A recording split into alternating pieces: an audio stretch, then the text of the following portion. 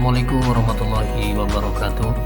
Berikut adalah aksi nyata yang saya buat, yaitu tentang topik perencanaan pembelajaran SD atau paket A, yaitu dengan aksi nyata yang saya pilih yaitu merumuskan pemahaman bermakna. Berikut beberapa proses perancangan pembelajaran yang telah saya susun.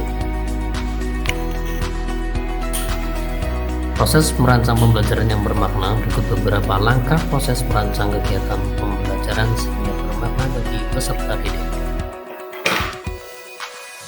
Oke, yang pertama adalah memilih tujuan belajar sesuai alur pembelajaran yang sudah dirancang. Ada dua hal yang perlu diperhatikan, yaitu yang pertama, apakah tujuan pembelajaran sesuai dengan kontekstual dengan kondisi lingkungan sekitar.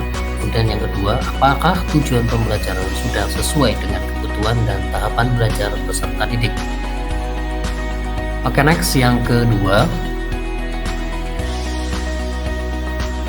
menganalisis situasi kelas.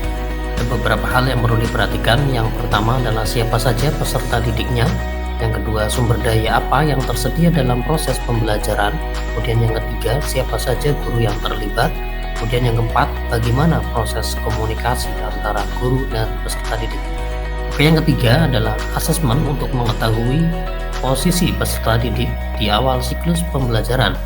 Ada dua hal yang perlu diperhatikan. Yang pertama adalah menyamakan persepsi antar guru yang mengajar kelas dan materi yang sama untuk menentukan penilaian yang tepat. Dan yang kedua, memberikan pemahaman kepada peserta didik tentang asesmen atau pengukuran ketercapaian kompetensi. Oke, next, yang keempat adalah menentukan strategi dan metode untuk mencapai tujuan pembelajaran. Ada beberapa langkah yang perlu diperhatikan, yaitu yang pertama, pendekatan yang berorientasi pada kompetensi tujuan, kemudian dilanjutkan dengan memberikan stimulus agar peserta didik terlibat aktif dalam mencapai tujuan pembelajaran. Kemudian selanjutnya, memilih metode pembelajaran dan konsep pedagogik yang akan digunakan. Oke, next, selanjutnya yang kelima adalah memilih dan menetapkan perangkat ajar serta aktivitas pembelajaran. Ada dua hal yang perlu diperhatikan. Yang pertama adalah berdiskusi dengan peserta didik terkait ide pokok materi dan menghubungkan dengan situasi nyata atau kontekstual.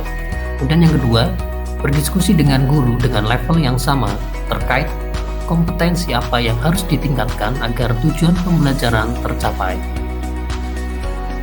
Oke, next, yang keenam adalah sosialisasi target belajar dan menyepakati pembelajaran bersama peserta didik.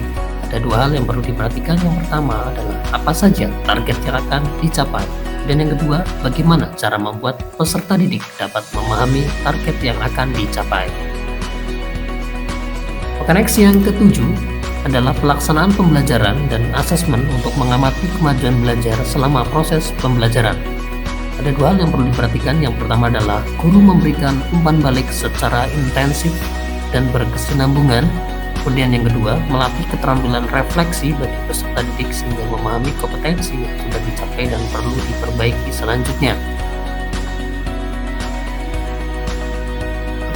Langkah yang ke-8 yaitu melakukan refleksi untuk menentukan tujuan belajar berikutnya berdasarkan ketercapaian kompetensi, yaitu guru melakukan proses evaluasi melalui kegiatan wawancara, umpan balik dari rekan kerja, atau memberikan kuesioner. Oke, sekian, terima kasih, semoga bermanfaat. Mudah-mudahan aksi nyata saya berkaitan dengan topik perencanaan pembelajaran SD atau paket A dengan aksi nyata yaitu merumuskan pemahaman bermakna ini bisa menjadikan referensi bagi rekan-rekan semua. Terima kasih. Wabillahi taufiq wal hidayah. Wassalamualaikum warahmatullahi wabarakatuh.